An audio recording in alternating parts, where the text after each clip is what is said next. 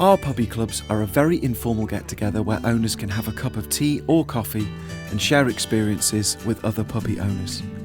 They will also have the opportunity to ask our veterinary nurses questions about owning a new puppy, discussing diet, exercise, vaccinations, or any other concerns they may have.